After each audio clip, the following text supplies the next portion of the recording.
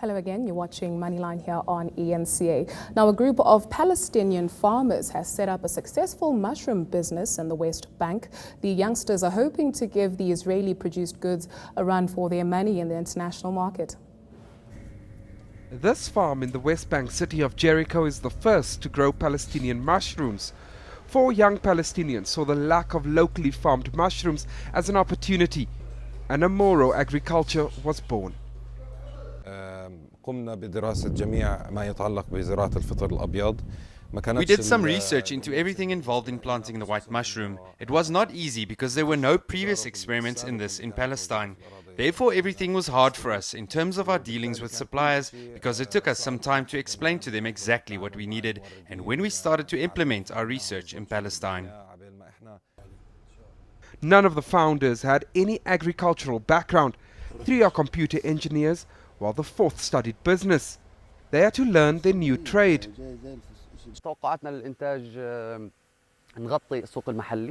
We expect to sell at the local market in the West Bank. We are concentrating on Ramallah, which has the highest consumption of mushrooms in the West Bank. We will start from Ramallah and then we will sell to other West Bank cities. We're also working in order to sell to Gaza. In the first stage, our production will cover 40% of needs in West Bank. Currently, demand for mushrooms in the West Bank and Gaza is met by Israeli-produced mushrooms, with many planted in Jewish settlements on occupied land.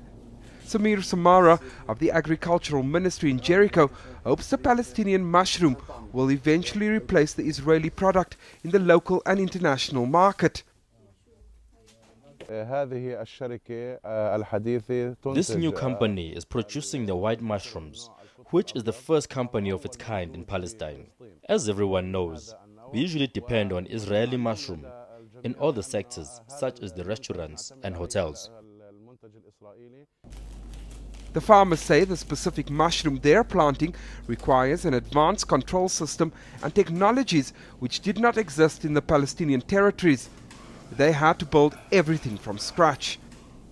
Jericho's fertile land and subtropical climate makes it an ideal location for the cultivation of not only mushrooms, but also oranges, bananas, dates and figs. Time now for our daily Need to Know feature, where our team of experts is ready to answer all your questions on finance, money and economics. The Moneyline team took to the streets to hear what questions you have, and resident economist Trudy Makhaya was on hand to answer tonight's question from financial accounting student Kgotso. What is the state of our mining industry? Do we produce the gold, then export it, or do we produce it, then refine it ourselves? The simple answer to the question is that yes, South Africa does produce and refine its own gold production. The Rand refinery in Germiston is owned by the major gold producers in the country, and it refines both gold produced by South African mines, but by also mines in other parts of the continent, other parts of Africa. Now, the only snag is that the Rand refinery and South Africa as a whole tends to refine gold up to the stage of a gold bar, and that is what we export, gold bars. South Africa doesn't produce much in the way of jewelry, industrial products, gold coins, dental products, all those value-added products that would attract more lucrative export markets. So yes, in as much as there is refining capacity, we stop at a particular point in the value chain and don't add much more value other than exporting gold bars. Let's take a look now at the markets. U.S. stock index futures rose today as lower growth forecasts from the International Monetary Fund spurred hopes that central banks would take more aggressive policy stances to accelerate economic improvement. In Europe, stocks continued to advance in the hope of an ECB announcement this week, confirming a stimulus package similar to quantitative easing. There were some gains in the local market ahead of the expected December consumer inflation numbers due out on Wednesday. The JSE All-Share Index gained 0.26%, led by gold mining, which grew by over 2%, while resources also advanced.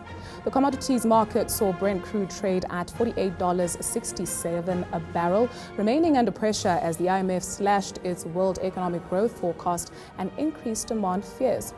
The rand was weaker this morning following the release of Chinese growth figures. The rand to the British pound exchange rate was down at 17 rand and 61 cents. It improved slightly against the euro at 13 rand 50.